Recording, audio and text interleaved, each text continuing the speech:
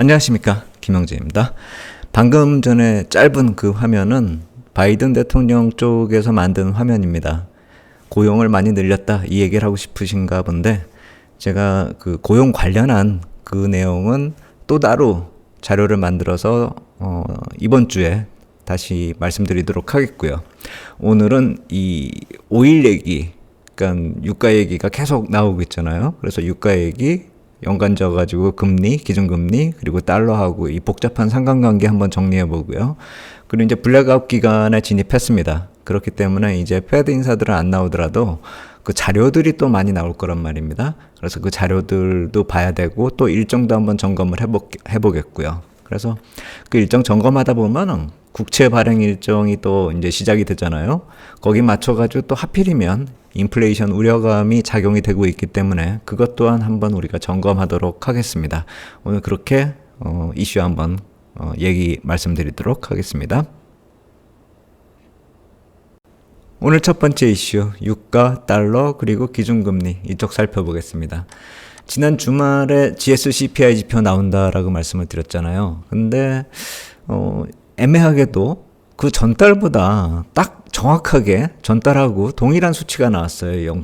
마이너스 0.86이요. 약간 침체권이다 이렇게 볼 수가 있는 것이죠. 제로 아래에 있으면은 침체권이다 이렇게 볼 수가 있으니까요. 그래서 상품 시장이 2달 연속 반등을 했는데 그것이 이어지지 못했다 이렇게 봐야 될 것 같아요. 근데 지금 유가가 빠르게 올라오고 있잖아요. 그러니까 이런 수치 나온 다음에 유가가 빨리 나오고 있다라는 걸 어떻게 해석을 해야 되냐면, 이런 물동량이 실제로 나타나지 않았었던 흐름이기 때문에 유가 흐름의 불안을 이러한 정체 상태가 잠재울 그럴 요인은 될 수가 없겠지만, 이걸 봤을 때 유가 흐름이 실거래에 의해서 강세로 나타났다 이렇게 보기는 어렵다 이렇게 봐야 되겠죠. 정치적 이슈로 보는 게 맞겠다 이렇게 볼 수가 있는 이유 중에 하나다 이렇게 볼 수가 있겠습니다. 그래서 GS-CPI가 의미하는 것은 일단 반등 이후의 정체 흐름, 그리고 이것은 또 디스인플레이션 가능성을 높이고 있다 이렇게 보면 될 것 같아요.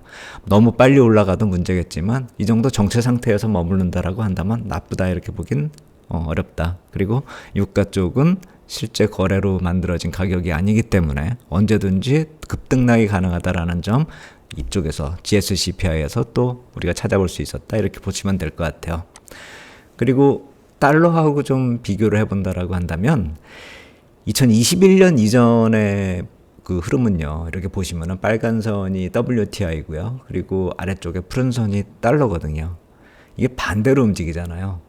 뭐 WTI가 내리면은 달러가 올라가고 뭐 이런 식이요. 보통 상품 시장하고 달러가 이렇게 반대로 움직였었던 게 일반적이었는데 2021년 이후로는 그것이 이제 같이 움직이기 시작했다라는 점이 틀리다라는 겁니다.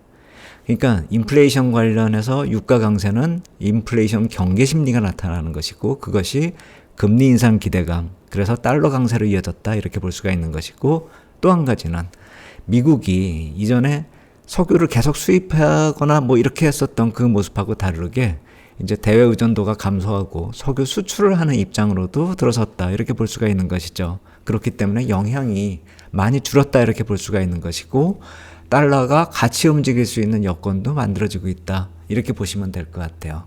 그래서 그 달러가 만약에 뭐 약세로 이렇게 간다라고 이렇게 놓고 보면 WTI가 강세가 되는 게 뭐 긍정적으로 작용이 그럴 여건도 될 수가 있죠. 근데 지금은 그런 모습이 아니라는 점도 한번 생각해 볼 필요가 있고요.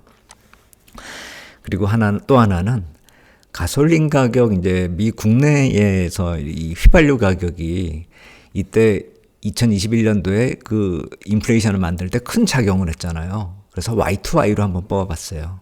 그래서 지금은 제로에 수렴하는 그 상황이다. 그래서 여기서 만약에 더 치고 올라간다라고 한다면 2021년 같이 부작용이 많이 나타날 수 있고, 그것이 기준금리 쪽으로 또 악영향을 미칠 수 있는, 그렇게 결정에 악영향을 미칠 수 있는 그런 상황으로 볼 수가 있겠지만, 지금은 딱 중립적인 상황으로 들어섰다 이렇게 보시면 될 것 같아요. 물론 여기 표시했듯이 기저효과도 또 우리가 생각을 해야 되겠죠. 그래서 기저효과를 감안한다면 지금은 중립적인 수준까지 올라온 상태, 그리고 여기서 향후 추가 상승을 한다라고 한다면 정말로 이제 좀 안 좋아지는 그런 상황으로 보시면 될 것 같다. 유가와 달러 그리고 기준금리 쪽은 그런 식으로 좀 정리하면 될 것 같아요. 너무 앞서가면서 걱정할 필요는 없겠다. 이렇게 생각이 된다 말씀을 드리도록 하겠습니다. 두 번째 살펴보겠습니다. 블랙아웃 기간에 진입했습니다. 요거 회색 박스, 요거를 이제 블랙아웃 기간이라고 이렇게 보시면 될 텐데, 제가 예전에 이제 채권 발행 일정들이 이렇게 파란색으로 여러 가지로 복잡하게 있다 이렇게 말씀을 드렸잖아요. 오늘 더 복잡한 거 몇 가지를 더 말씀드리도록 하겠습니다. 일단은 블랙아웃 기간은 지난 토요일부터 시작됐다 이렇게 보시면 될 것 같아요. 근데 지금 CME 패드워치 툴 보면은 11월 달에 금리 인상 확률이 지금 급등을 하고 있어요. 이 아래쪽에 주홍색이거든요. 근데 위에는 이제 금리 동결 확률이고요. 525에서 550이요. 이 유가 때문에 이런 모습이 나타나는 거잖아요. 결국 블랙아웃 기간이라 하더라도 유가 흐름으로 인해 가지고, 그러니까 패드 인사들이 나와 가지고 뭐 이런 확률을 급등락시키는 것이 아니라 이제 유가 흐름이 이런 인상 확률을, 기준금리 인상 확률을 급등락시키는 모습이 또 반복이 되지 않을까 이렇게 생각이 되고요. 또 하나는 이거는 GDP 나옵니다. 아틀란타 패드에서 내놓는 거요. 이번 주에 또 하나 내놓는다고 했잖아요. 8일 날. 여기 8일 날이요. 그래서 지난주에 나타났었던 모습하고 뭐가 변했는지 이렇게 같이 띄었어요. 반등을 한 다음에, 이렇게 반등을 한 다음에 이거 역시 마찬가지로 GS CPI처럼 옆으로 이렇게 가고 있는 모습이고, 다음 거는 14일 날 나온다라고 합니다. 그래서 이러한 모습도 또 시장에 영향을 줄 거다 이렇게 봐야 될 것 같아요. 그래서 이 블랙아웃 기간의 자료들이 또 많이 나올 거예요. 그리고 또 임금 관련해서 나온 자료가 있다라고 말씀드렸잖아요. 아까 바이든 대통령 쪽에서 이렇게 짧은 그런 뭐 화면 같은 거 하나 만든 거, 동영상 만든 거 보여드렸듯이, 그거하고 같이 이 고용 쪽에서 나왔었던, 최근에 나타났었던 그 지표들, 제가 한번 다음 주에 그거를 관련된 자료들 또 한번 분석해서 말씀을 드리도록 하겠습니다. 그거 이외에도 뭐 자료들은 계속 나올 테니까 나올 때마다 또 분석해서 말씀을 드리도록 하겠습니다. 두 번째 얘기는 여기까지 하도록 하겠습니다. 세 번째 이슈 말씀드리도록 하겠습니다. 이제 국채 발행 일정하고 맞물리는 여러 가지 좀 부담되는 일정들이 있습니다. 이거 검토해 보고요. 인플레이션 우려감도 마찬가지로 저 유가 쪽에서 나오는 그것과 더불어서 또 다른 것이 있는지 한번 살펴보겠고요. 그리고 통화정책 회의가 맞물려 있어요. 그래서 그것도 한번 말씀을 드리겠습니다. 22 쪽에서 맞물려 있습니다. 제가 달력 보면서 말씀을 드릴게요. 아까 맨 처음에 이제 블랙아웃 기간이다 이렇게 말씀을 드린 것 이외에 제가 이 국채 일정 이렇게 진짜 많잖아요. 이거 다 이제 제가 이제 표시를 해 드렸었던 거가 이제 지난주까지 표시를 해 드렸던 거고, 이번 주에 이제 추가적으로 업데이트한 게 13일에 CPI 지표 나오고 14일에 ECB 통화정책회의, 이게 좀 중요할 것 같아요.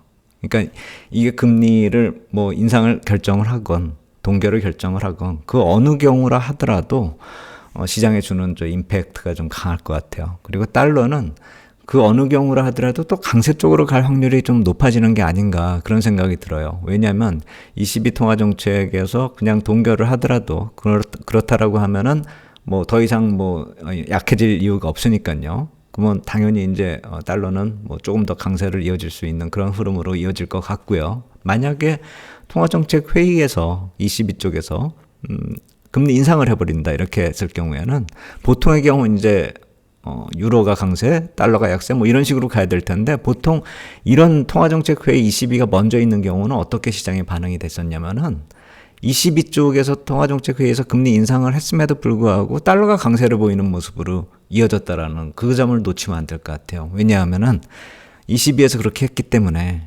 패드에 결정할 수 있는 룸을 만들어줬다 해가지고 그런 달러 강세가, 그러니까 달러 약세가 맨 처음에 진행되는 듯 하다가 달러 강세로 돌아서는 그런 모습으로 이어졌다라는 점, 그 점을 놓치면 안 될 것 같아요.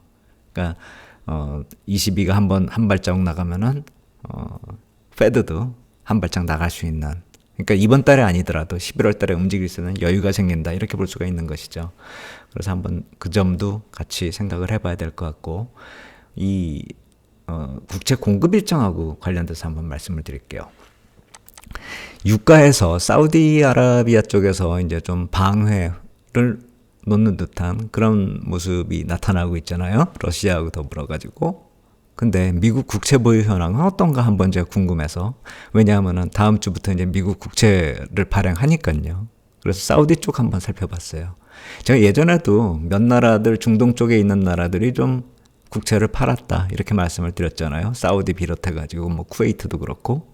근데 보시면 그림에서 나와 있듯이 고점을 기록한 게 2020년 2월에 기록을 했거든요. 이때 그때 1840억 불 보유량이요. 그리고 계속 줄였어요. 그래가지고 1110억 불 올해 6월에요. 40%나 줄었습니다. 그렇다라고 한다면 중국하고 거의 비교되는 그런 흐름이잖아요. 한번 중국 거 볼게요. 중국하고 같이요. 제가 왜 중국 거하고 아까 따로 봤냐면은 중국이 보유량이 워낙에 많기 때문에 사우디 흐름이 별로 잘 안 나타나잖아요. 그래서 사우디 흐름만 따로 이렇게 표시를 했었던 거예요. 근데 중국하고 합하면 이렇게 보여요. 어쨌든 중국은 같은 기간에 놓고 보면은 2월부터 따져보면은 24% 줄였는 거다 이렇게 볼 수가 있겠지만 절대량 자체가 너무 크죠. 이 쭉 줄어든 게 뭐 이렇게 줄어드니까요. 이 사우디는 그냥 평행처럼 보이지만 아까는 많이 줄어들었잖아요. 그리고 고점 대비로 따져보면은 2013년 이때 중국은 고점이었고 그 고점으로부터는 37%를 줄였고요. 그래서 여기 지금 사우디가 고점에서 40% 줄인 거나 이 중국이나 거의 비슷하게 줄이고 있는 그런 모습이다 이렇게 보면 될 것 같아요. 사우디도 던지고 있다, 미국 국채 던지고 있다 이렇게 보면 될 건데 거의 이렇게 진영 싸움이 되고 있잖아요. 그 반대쪽에 뭐 영국이나 또 뭐 일본이나 또 유럽 쪽, 그다음에 뭐 한국도 최근에 다시 사기 시작했고요. 그래서 어떻게 진영 논리로 이렇게 퍼져가고 있는 듯한 그런 모습인데, 이러한 모습이 이번 국채 입찰에 또 어떻게 나타날지가 참 궁금하다 이렇게 생각이 들어요. 과연 잘 발행될 수 있을지. 제가 보통 이 국채 입찰 이 10년물이 이 12일이잖아요. 그러니까 11, 12, 13이 이렇게 부담스러운 그런 일정인데 보통 요 사이에서 부담의 정점을 만들 것이다 이렇게 생각을 했었는데 과연 그렇게 될 것인지, 이번 발행도 또 관심이 많이 간다. 지금 국제 정치가 그런 식으로 흘러가고 있다 이렇게 생각이 들어요. 다만 이렇게 놓고 보면은 이때가 팬데믹 당시에 좀 미국이 국채 발행 많이 하던 그때거든요. 공통적으로 글로벌 모두가 좀 힘들었었던 그 시기죠. 그때는 사줬다라는 점. 파국을 원하는 건 아닌 것 같아요. 물론 중국도 그땐 샀어요. 그러니까 유동성을 미국이 공급할 때 그때는 보조를 맞췄다라는 점을 한번 좀 생각해 본다면 파국적인 것을 원하는 것은 아닌 것 같은데 일단은 경계를 할 만한 충분한 이유가 된다 이렇게 봐야 될 것 같아요. 또 그렇게 볼 수밖에 없는 이유가 국채시장 저점에 도달한 그런 모습에서 반등 한번 나왔거든요. 이게 위에가 미국 국채고요. 10년물요. 아래가 독일 10년물이거든요. 근데 이제 독일 쪽은 22 통화정책 회의 맞춰가지고 또 다시 이렇게 조정을 보이고 있어요. 그리고 미국도 반등했다가 다시 조정 보이는 그런 모습. 그래서 이번 주 국채 시장이 어떻게 발행이 되느냐, 그리고 또 22 통화정책 회의가 어떻게 되느냐에 따라서 이 저점 지켜지느냐 마느냐 아주 중요한 기로점에 들어서고 있다 이렇게 봐야 될 것 같아요. 이거 만약 무너지면 전체 자산시장 쪽에 충격 한번 줄 거예요. 그렇기 때문에 이번 주는 유가도 중요하고 유가도 기로점이고 국채도 그렇고 국채 발행도 그렇고 22 통화정책까지 모조리 이렇게 묶여있기 때문에 상당히 복잡하고 중요한 한 주가 될 거다 이렇게 보시면 될 것 같아요. 정리해 보겠습니다. 9월에 국채 발행 일정 들어서고 있고요. 복잡한 요인들 방금 전에 말씀드린 것들이 서로 상호작용할 것입니다. 유가, 달러, 기준금리 예전하고는 좀 다른, 그러니까 흐름 자체가 예전하고는 좀 틀립니다. 2021년하고 크게 틀려졌다라고 말씀드렸잖아요. 더 복잡한 해석, 최근에는 더 복잡해지고 있기 때문에 그 복잡한 해석이 필요하고 발행 때마다 한번 정리해서 다시 말씀드리도록 하겠습니다. FOMC 회의까지는 혼란스러운 모습 계속 반복될 것 같고요. 자료도 많이 나올 것 같습니다. 그래서 지속적으로 분석이 필요하기 때문에 다시 계속 나올 때마다 말씀드리도록 하겠습니다. 오늘 여기까지 하도록 하겠습니다. 감사합니다.